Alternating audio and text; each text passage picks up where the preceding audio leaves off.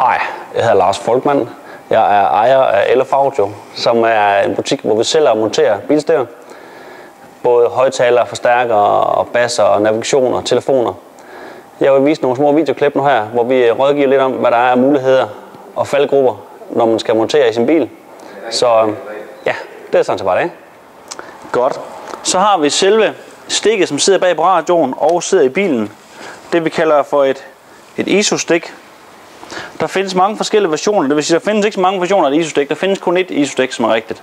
Men der findes mange forskellige versioner, både ind i bilen eller ind i radioen her, plus dem, som sidder i bilen.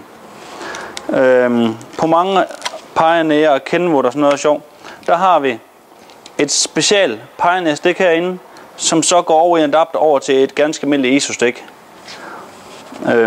På nogle blagpunkter, bækker og sådan noget, der sidder ISO-stikket monteret ind bag radioen.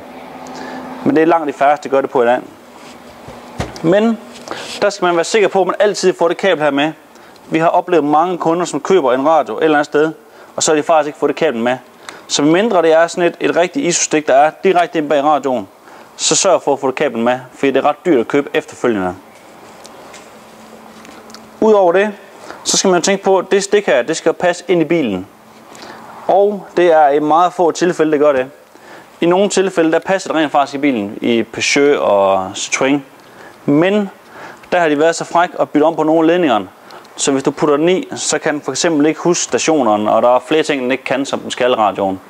Så der er det meget god idé at lige slå op inde på vores hjemmeside, om det passer i bilen eller ikke passer i bilen, og eventuelt ringe til os og høre, hvad man skal gøre i sin egen bil. Eller eventuelt få den rigtige adapter. I de biler, hvor der ikke er ISO-stik i bilen, der skal man simpelthen have den rigtige adapter, som passer fra bilens stik, og hvor det så bliver lavet om til det rigtige ISO-stik. Det er sådan set den letteste version af dem alle sammen. I med stikket her, og I med den anden. Så kører det.